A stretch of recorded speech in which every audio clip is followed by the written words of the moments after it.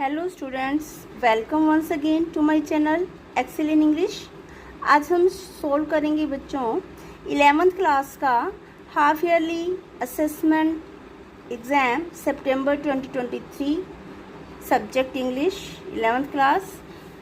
Maximum marks आपके 40 हैं और 90 मिनट्स यानी 1.5 आवर का पेपर है आपका। और आपके क्वेश्चंस हैं। पहला क्वेश्चन है बच्चों आपका, read the passage given below and answer the questions that follow. यानी कि आपको पैराग्राफ पढ़ के पैराग्राफ में से क्वेश्चंस के आंसर सिलेक्ट करने हैं। ऑप्शन वाले क्वेश्चन है ये और राइट ऑप्शन पे आपको टिक करना है। तो पैसेज है आपका, floods are not new to India and this subcontinent, कि बाढ़ जो है भारत के लिए नई नहीं है, इस उप महाद्वीप के लिए। तो ये आपका पैसेज है पूरा जो कि फ्लड्स पर है और इसके क्वेश्चंस हैं। क्वेश्चन नंबर 1, तो बच्चों इस पैसेज से फर्स्ट क्वेश्चन है, which of the following is a reason, इनमें से कौन सा कारण है why floods in India have received greater attention in recent years, कि आज के समय में बाढ़ की ओर भारत में ज़्यादा ध्यान दिया जाता है, क्यों? ये ऑप्शन नंबर 1 आपको थोड़ा गलत दिया है, flooding has become more severe than in the past. तो इसमें बच्चों मोर आएगा, आज के समय में पहले की अपेक्षा बाढ़ बहुत ज़्यादा सीवियर भयानक हो गई हैं। There is now more accurate and timely information about impending floods, आने वाली बाढ़ के बारे में ज़्यादा सही और उचित सूचना मिल जाती है। Support infrastructure has minimised flood damage, जो आज का हमारे पास इंफ्रास्ट्रक्चर है उसने बाढ़ के नुकसान को कम कर दिया है। Flash floods resulting from heavy rain are no longer a concern, भारी वर्षा से होने वाली क्षणिक बाढ़ अब चिंता का विषय नहीं रही। तो इनमें से राइट ऑप्शन आपका number 1, floods have become more severe than the past, आज की बाढ़ जो है पहले से ज़्यादा गंभीर और ख़तरनाक हो गई हैं। Second question, what causes flooding in India during the monsoon season, monsoon के समय में बाढ़ किस कारण से आती है भारत में? The absence of rainfall through out the year, पूरा साल बारिश नहीं होती, मानसून सीजन में होती है, ऐसा है नहीं। Inability of the earth to absorb concentrated volumes of rain, इतनी हैवी रेन को एब्जॉर्ब करने की, सोखने की धरती की क्षमता कम हो गई है। फ्लडिंग ओनली अक्कर्स इन मेन रिवर्स, बाढ़ केवल मुख्य नदियों में आती है, not smaller tributaries and streams, छोटी मोटी नहरों में नहीं। The efficient drainage system in place, या फिर हमारा ड्रेनेज सिस्टम जो है एफिशिएंट है। बाढ़ आती है, inability of the earth to absorb concentrated volumes of rain, second answer D option. Third question, how can cutting trees contribute to an increased risk of flooding, पेड़ काटने के कारण बाढ़ का खतरा कैसे बढ़ जाता है? Cutting trees has no impact on flood risk, पेड़ काटने का बाढ़ के खतरे पर कोई प्रभाव नहीं होता। Cutting trees reduces siltation on river beds preventing flooding, पेड़ काटने के कारण नदियों में जो सिल्टेशन है, जो नदियों की तलहटी पर बैठ जाता है, वो कम हो जाता है, ऐसा नहीं है जिससे बाढ़ कम हो, नहीं। Cutting tree leads to erosion and siltation, पेड़ काटने के कारण लैंडस्लाइड ज़्यादा होती है पहाड़ों में और वो आके सारा जो पहाड़ों का रेत मिट्टी है नदियों में बैठ जाता है। Causing water to spill over river bank, जिससे जो पानी है उसको धरती को सोखने को नहीं मिलता और नदी के किनारे फैल जाता है। तो सी इसका राइट आंसर है। Cutting tree results in stronger ecological system that prevents floods, पेड़ काटने से इकोलॉजिकल सिस्टम स्ट्रॉन्ग हो जाता है जिससे बाढ़ कम होती है, नहीं ऐसा नहीं है, सी आंसर है। फोर्थ, हमें पैसेज में से क्वेश्चन के आंसर सेलेक्ट करने हैं पैसेज के मुताबिक, वैसे और होता भी यही सब है जो पैसेज में लिखा गया है। According to one set of scientist के अनुसार, what could be a potential effect of climate change on monsoons, climate change का मानसून पर कैसे प्रभाव हो सकता है?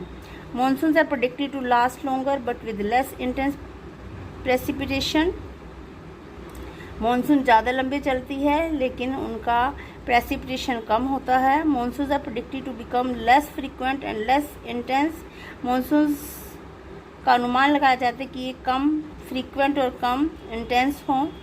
Monsoons are predicted to become shorter but with more intense precipitation. D. Climate change will have no impact on monsoon patterns. The right answer है C. Fifth question. Next question. Why does the vulnerability of the population increase during flooding in India? Bharat में बाढ़ के दौरान जनसंख्या जो है उसकी vulnerability यानी कि जनसंख्या बाहर आने के लिए मजबूर हो जाती है. क्यों? Population pressure lead to increased support infrastructure for flood prevention. Slum levels settle on higher ground away from river banks during monsoon. Rivers in India do not experience significant water level increases during monsoons. Population pressure lead to settlements on river banks which are prone to flooding. ज़्यादातर जनसंख्या मजबूर हो जाती है नदियों के किनारे settle होने के लिए, जो कि जहाँ पे बाढ़ का खतरा सबसे ज़्यादा होता है. तो D is the right answer. Second question है बच्चों, read the following passage carefully and make notes on it using headings and sub headings. Give a suitable title to the passage. ये क्वेश्चन है आपका नोट मेकिंग का. Good decoration reflects the personality of the people who live in the home. तो घर के decoration पे है ये पैसेज. इसके आपको नोट्स बनाने हैं और इसको एक अच्छा टाइटल भी देना है. तो ये सोल्व करना है आप. नेक्स्ट है आपका third question. Attempt any one of the following. You are Mahesh Kumar, the leader of Gulmohar Eco Club of Government High School. अब गवर्नमेंट हाई स्कूल अम्बाला के गुलमोहर इको क्लब के लीडर हैं. Your club is going to celebrate a tree plantation program. आपका club एक tree plantation program celebrate करने जा रहा है. Write a notice for the school notice board. School के नोटिस बोर्ड के लिए आपको नोटिस लिखना है. Informing the students for a program. बच्चों को अपने प्रोग्राम के बारे में बताते हुए. एंड सीकिंग देयर कोऑपरेशन, और उनका सहयोग मांगते हुए, क्योंकि ये बड़ा प्रोग्राम है ट्री प्लांटेशन, अकेले से नहीं हो सकता कुछ भी, तो बच्चों के सहयोग से होगा. तो इसलिए आपको बच्चों को के कोऑपरेशन की डिमांड करते हुए एक नोटिस लिखना है नोटिस बोर्ड के लिए. या you are Ashok Mehta, the proprietor of Ashoka book shop Faridkot. आप अशोका बुक शॉप फरीदकोट के मालिक हैं. Write a letter to a publisher. एक पब्लिशर को, प्रकाशक को पत्र लिखिए. Placing an order for the books required by you. जो बुक्स आपको चाहिए उनकी रिक्वायरमेंट के हिसाब से ऑर्डर देते हुए. तो बच्चों ये इन दोनों में से आपको एक क्वेश्चन करना है, चाहे आप नोटिस लिखिए चाहे आप लेटर लिखिए. नेक्स्ट फोर्थ क्वेश्चन है आपका ग्रामर सेक्शन से. पहला part attempt 25. Identify the parts of speech. What is the part of speech of the word jumped in the sentence given below. The cat jumped over the fence. बिल्ली fence के ऊपर से कूदी. कूदी क्या है इसमें? जंप्ड शब्द. नाउन, वर्ब, एडजेक्टिव या एडवर्ब. आंसर है वर्ब, क्रिया है. Second identify the parts of speech. इसमें भी आपको she ate an apple sentence से ईट को पहचानना है क्या है part of speech. Noun, verb, adjective या एडवर्ब. राइट आंसर है वर्ब. नेक्स्ट आपको डिटर्मिनर फिल करना है. The teacher asked us to bring dash books to class. Many, much, a lot of या सम. आंसर आएगा सम. नेक्स्ट है आपका आर्टिकल फिल करना है डिटर्मिनर. आई सा dash eagle flying in the sky yesterday. Eagle, मैंने आकाश में एक ईगल उड़ते देखा कल. तो एक के लिए आप ए एन लगाएंगे और ईगल में ई साउंड है, वोवल साउंड, तो एन आएगा. Next correct form the verb fill करनी है. I dash a number of fairy stories मैंने वजह चाइल्ड. जब मैं बच्चा था तो मैं बहुत सारी परियों की कहानियाँ पढ़ती थी या पढ़ता था. रीड का रेड. सेकेंड फॉर्म भरी है लेकिन स्पेलिंग सेम रहेंगे. Next correct form the verb. How often do you practice playing the piano. तुम पियानो बजाने की प्रैक्टिस कितनी देर करती हो, कितना बार करती हो. तो हैबिट के लिए प्रैक्टिस वर्ब की first form. Next active to passive change करना है. The chef prepared a delicious meal. Chef ने स्वादिष्ट खाना बनाया. A delicious meal was prepared by the chef. Chef के द्वारा स्वादिष्ट खाना बनाया गया. नेक्स्ट है आपका fifth question. Read the passage below and answer the questions that follow. ये आपका लिटरेचर से पैसेज है. Only in the afternoon she relax for a while to feed the sparrows. ये portrait of a lady, grandmother पर जो chapter है उससे question है.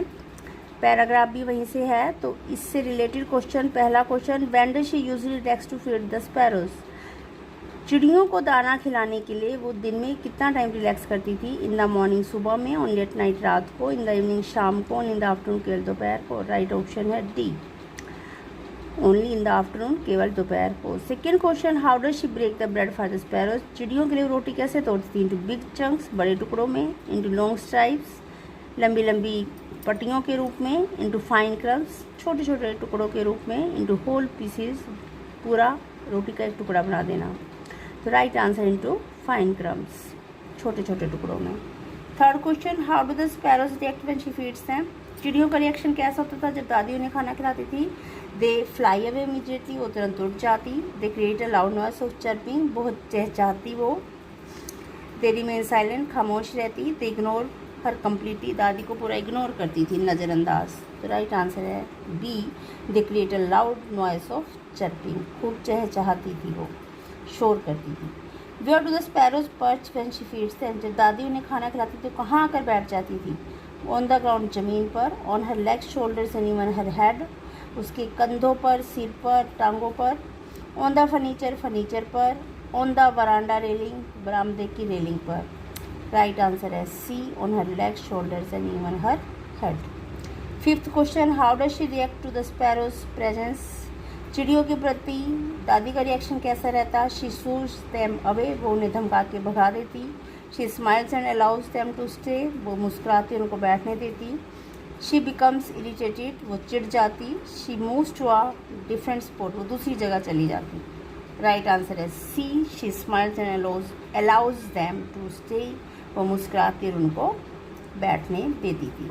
तो या तो आपको बच्चे पैसेज करना है या पोएम का कॉम्प्रीहेंशन का ही है, पोइट्री से लाइंस क्वेश्चन आंसर्स, दोनों में से एक करना है आपको। तो पैसेज है till the goldfinch comes with the twitching chirp, ये आपकी पोइट्री की लाइनें हैं द लेबर्नम टॉप से, और इसके क्वेश्चंस हैं।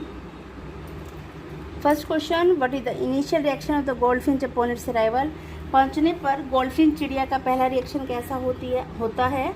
स्लो एंड कॉशियस, धीरे से, सावधानी से।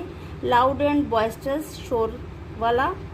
सडन एंड स्टार्टल, अचानक चौंकाने वाला। डेलिकेट एंड ग्रेसफुल, आराम से, प्यार से। तो राइट ऑप्शन है sudden and startle. Second, which word best describe how the goldfinch moves as it enters the tree, कौन सा शब्द गोल्डफिंच की मूवमेंट को जब वो पेड़ के घने भाग में एंटर करती है अच्छे से डिस्क्राइब करा है? Hesitant, sluggish, sleek, reluctant. Right answer C. What effect does the goldfinch entrance have on the tree and its surrounding, goldfinch की एंट्रेंस का पेड़ पर और आसपास के वातावरण पर क्या प्रभाव पड़ता है? It causes silence and stillness, खामोशी और स्थिरता छा जाती है। It creates a buzzing of activity, सब कुछ एक्टिव हो जाता है, गतिशील। It triggers a sense of fear, डर छा जाता है। इट मेक्स द ट्री विदर, पेड़ कांपने लगता है। And the right answer is it creates a buzzing of activity.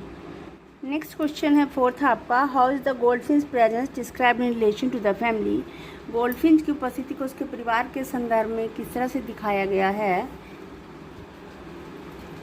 A loan traveller, अकेली यात्री। लीडर ऑफ द फैमिली, परिवार की लीडर। इनकॉन्स्पिक्वस मेंबर, वो अपने परिवार के लिए कोई महत्व नहीं रखती थी। The engine of her family, वो अपने परिवार का इंजन थी। तो राइट आंसर है D. Fifth question, which of the following phrases not used to describe the goldfinch movements, goldfinch की मूवमेंट को डिस्क्राइब करने के लिए इनमें से कौन सी फ्रेज यूज़ नहीं की गई है पोएम में? Twitching chirp, sleek as a lizard, alert and abrupt. तो ये तीनों हमने गोल्डफिंच के बारे में पढ़ी हैं फ्रेजेस। मोशनलेस एंड काम हमने पोएम में उसको कभी नहीं देखा, तो D is the answer for this question. Sixth question 2 marks का है आपका। Describe the ship used by the narrator and his family for the voice in the lesson we are not afraid to die if we can all be together. इस chapter में लेखक या narrator उसके परिवार के द्वारा जो शिप यूज़ किया गया उसका वर्णन कीजिए। आंसर है they made a huge boat, उन्होंने एक बड़ी सी बोट बनाई 23 मीटर्स लॉन्ग, जो 23 मीटर लंबी थी। It was made of would, ये लकड़ी से बनी थी। एंड वेट 30 टन्स, इसका वजन 30 टन था। It was a beautiful boat, एक सुंदर बोट थी। And was made with great skill, और इसे बहुत स्किल के साथ बनाया गया था। Months were spend to fitting it out, इसे बनाने में महीने बिताए गए थे। They tested it in the roughest weather they could find, और ख़राब से ख़राब मौसम में इसका परीक्षण किया गया था। 7th question, when was CT scan performed on Tut's mummy? Tut के शव पर सिटी स्कैन कब किया गया? इन जनवरी 2005, जनवरी 2005 को CT scan was performed on Tut's mummy. Tut के शव पर सिटी स्कैन किया गया to reveal the mystery related to his life and death, उसकी मृत्यु और जीवन के रहस्यों को उजागर करने के लिए। ये भी 2 मार्क्स का क्वेश्चन है आपका। नेक्स्ट है 8th question, 3 marks. The poets mother laughed at the snapshot in the poem a photograph. इस पोएम में एक पोइट की माँ फोटो को देखकर हंसी थी। What did this laugh indicate? उसकी हंसी किस ओर संकेत करती है? इट शोज दैट, ये दिखाती है कि mother had a happy childhood, माँ का बचपन खुशहाल बचपन था। She feels amused when she looks at her childhood photograph, जब अपने बचपन की फोटो कवित्री की माँ देखती है तो प्रसन्न हो जाती है। 9th question, what is the central idea of the poem the voice of the rain? इस पोएम का सेंट्रल आइडिया क्या है? ये भी 3 मार्क्स का क्वेश्चन है आपका। इन दिस पोएम, इस कविता में the poet gives an imaginative description of his encounter with the rain. कवि वर्षा से अपनी मुलाकात का एक काल्पनिक वर्णन करता है। Here the poet draws a similarity between song and rain. यहाँ कवि ने एक गाने में और वर्षा में समानता बताई है। Music of a sing rises from the soul of a poet. किसी गाने का संगीत गाने वाले के गायक के दिल से निकलता है। आफ्टर द पोएट हैज संग हिज सॉन्ग, और गाना खत्म होने के बाद it settles back into its birth place, ये वापस कवि के दिल में, उसकी आत्मा में जाके समा जाता है तालियों की गड़गड़ाहट के रूप में। And makes the poet soul pure and happy, उसके दिल को, उसकी आत्मा को शुद्ध व प्रसन्न करता है। Similarly rain rises from the earth, इसी तरह वर्षा की उत्पत्ति धरती से होती है। After coming down from sky, और आसमान से वापस आने पर it goes back into its birth place, ये अपने बर्थ प्लेस पृथ्वी में समा जाती है। एंड मेक्स द अर्थ प्योर एंड ब्यूटीफुल, और धरती को शुद्ध व सुंदर बनाती है। तो ये 3 मार्क्स का क्वेश्चन है। नेक्स्ट आपका लॉन्ग क्वेश्चन है 5 marks. Compare and contrast the characters of Murad and Aram. या तो मुराद और अरम के कैरेक्टर की तुलना करो, या write a note on theme of the play mother's day, या मदर्स डे प्ले का थीम भाव लिखो, सार लिखो। तो आंसर करेंगे हम मदर्स डे पर। इन दिस प्ले, इस प्ले में Priestley tries to depict the fate of most हाउसवाइफ्स। प्रिस्ले ने ज़्यादातर गृहिणियों के भाग्य का वर्णन किया है। The poor housewife has to work all hours of the day. बेचारी गृहिणी को पूरा दिन घर में काम करना होता है। All days of the week, हफ्ते के सभी दिन काम करना होता है। She works hard to keep the husband and children happy. वो पति को और बच्चों को खुश करने के लिए सारा दिन हार्डवर्क करती है। But the husband and children always almost thoughtless, पर बच्चे और पति उसके बारे में नहीं सोचते। They have no record for the feelings of the poor mother, और ना ही माँ की भावनाओं के लिए उनके मन में कोई सम्मान होता है।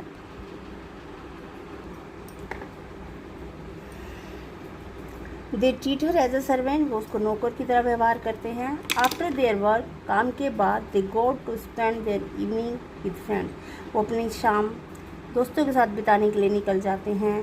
The poor mother has to stay at home and keep working, बेचारी माँ को घर पर एक सारा काम करना पड़ता है। Her husband and children never think, उसके पति और बच्चे कभी नहीं सोचते that she too is a human being, कि वो भी इंसान है।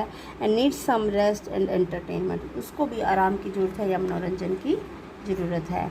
Such husband and children need to correct themselves, जैसे पति और बच्चे को खुद को सुधारने की ज़रूरत है। तो यही इस मदर्स प्ले नाटक का थीम है।